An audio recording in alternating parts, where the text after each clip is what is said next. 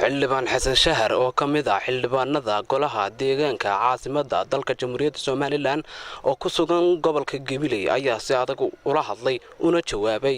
xildhibaan ka mid ah golaha deegaanka Burco oo la yiraahdo Yaasiin Cabdi Ciise. xildhibaan xasan shahar ayaa si adag uga hadlay xildhibaan xasan shahar ayaa sidoo kale eedeymo loo soo jeediyay dawladda dalka jamhuuriyadda Soomaaliland ee Muuse Biixi Cabdi ka jawaabay waxaana uu yiri بسم الله والصلاة والسلام على رسول الله صلوات الله والسلام على ما بعد. السلام عليكم ورحمة الله وبركاته. شركة جراد waxa uu daaray yahay maalin dhaweyd oo ay ka soo wareegtay laba maalmood ayaa waxaan arkay in xildhibaana oo golaha deegaanka degmada Burco ka tirsan waxaan jabaya oo leh muusoo gol channel isku wuxuu jigjigeer baa la isku iman doonaa bulha ninka odayga waxaan jabiyay soo aad waxaan jabiyay oo dhaarnay waxaan u sheegayaa saaxiibkay Muuse Biixi maaha shakhsi waa madaxweyne qaran waa madaxweyne jamhuuriyadda Soomaaliland waa madaxweyne dastuuriye weeye oo cod ku soo baxay dimuqraadi ah boqolkiiba 790 Soomaaliland u codeeyay dastuurka ayaa madaxweyne Muuse Biixi hareer taagan waxaan leeyahay marka aad hanjabayso kumanaankii reer Burco iyo malaayiintii reer Burco aad dhac socotay wada Muuse Biixi bay haayeen haddaad isleedahay qarankan waxbaad yeeli karaysaa adiga iyo kuwa kale oo kula mid toona waxba kuma sameyn karaan waxaan xasuusinayaa saaxiibkay Somaliland boqolkiiba 99 dhibic waa dad yar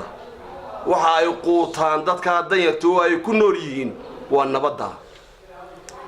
haddii aad isleedahay nabadgelyada qarankani ku naaloonayo mid jilicsan iyo mid adag iyo mid waxaystay mid waxba haysanba haddaad isleedahay waxbaad yeeli karaysaa wallahi naftaada been ugu sheekeynaysaa waxa kale oo saaxiibka xasuusinayaa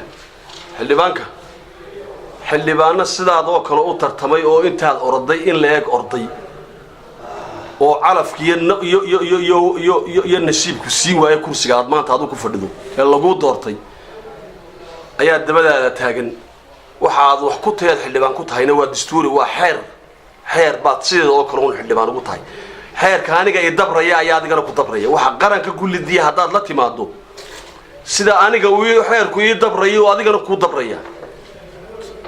waxaan ku leeyahay wixii lagu doortay shaqadeedii ma haysid intaad